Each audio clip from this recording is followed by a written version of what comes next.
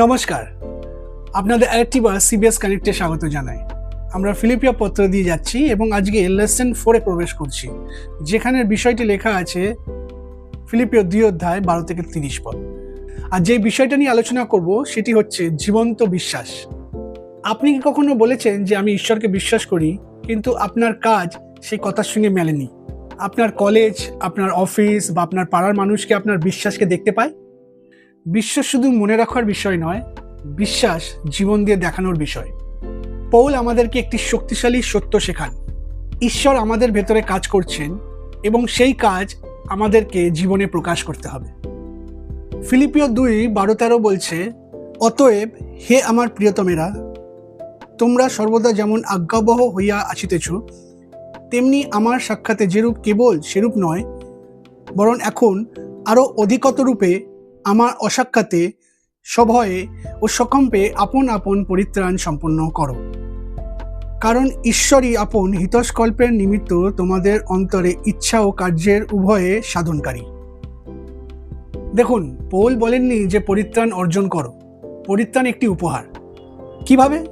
পরীক্ষায় নকল না করে, সম্পর্কে বিশ্বস্ত থেকে, কর্মক্ষেত্রে বিশ্বস্ত থেকে, কাউকে ক্ষমা করে, এটাই পরিত্রাণ সাধন করা।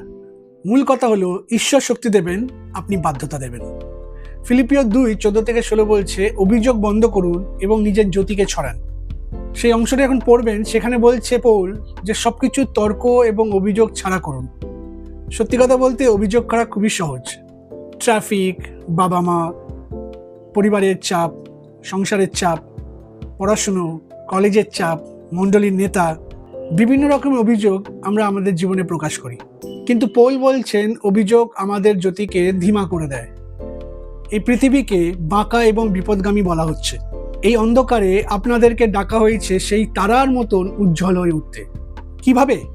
ধরুন, ক্লাসে আপনি একা যে একমাত্র কখনো নালিশ বা কাউরের বিষয়ে গসিপ করে না, অফিসে কাউরের পেছনে নিন্দা কথা বলে না, ব্যাকবাইটিং, নেতিবাচকতার বদলে কৃতজ্ঞতা প্রকাশ করে। মূল বিষয় হচ্ছে যে আপনার মনোভাবই আপনার সাক্ষ্য। Your attitude is your testimony. ফিলিপিও 2:17-18 সেখানে যদি দেখেন, বলছে সত্যিকারের বিশ্বাসের মূল্য আছে। পৌল তার জীবনকে ঈশ্বরের কাছে উৎসর্গকৃত করেছেন। আপনি কি ঈশ্বরের জন্য সময় দিতে প্রস্তুত? ভোরে উঠে প্রার্থনা করতে, ক্লান্ত থাকলেও মণ্ডলীতে সেবা দিতে, প্রশংসা না পেয়েও কাউকে সাহায্য করতে। খ্রিস্টীয় জীবন আরামের জীবন নয়, এটি একটি প্রতিশ্রুতির জীবন। আর পৌল বলছেন উৎসর্গের মধ্যেও আনন্দ আছে। ফিলিপিও 2:19-30 সেখানে বলছে, আপনার পরামর্শদাতা এবং সহযোদ্ধা দরকার। তিনি দুজনের বিষয় লিখছেন। প্রথমত তিমোথি, তার বিশ্বস্ত সহকর্মী, আর দ্বিতীয় ইফ্রাদিত, যিনি সেবা করতে গিয়ে মৃত্যুর কাছাকাছি পৌঁছে গিয়েছিল। কেন তিনি তাদের কথা বলছেন? কারণ বিশ্বাস একা বাড়ে নয়, সমাজের মধ্যে বাড়ে। আপনার পৌল কে আপনার পাশে দাঁড়িয়ে আছে? আপনি একা আত্মিক সংগ্রাম জিততে পারবেন না। মূল বিষয় হচ্ছে একা বিশ্বাসী দ্রুত পড়ে যায়, ঐক্যবদ্ধ বিশ্বাসী দৃঢ় দাঁড়িয়ে থাকে। হাউস ফেলোশিপ কোনো বিকল্প নয়, এটি একটি সুরক্ষা। সত্যিকারের বিশ্বাস শুধু রবিবার নয়, কোনো আবেগ শুধু নয়, বা কোনো সামাজিক মাধ্যমে প্রকাশ করা নয়, ইনস্টাগ্রাম ফেসবুকের মধ্যে দিয়ে। সত্যিকারের বিষয় হলো বাধ্য, কৃতজ্ঞতা, উৎসর্গকৃত এবং সংযুক্ত। এই সপ্তাহে নিজেকে চ্যালেঞ্জ করুন এই 3টি বিষয় দিয়ে। প্রথমত, একটি অভিযোগের অভ্যাস বন্ধ করুন। ইচ্ছাকৃতভাবে একজনের সেবা করুন।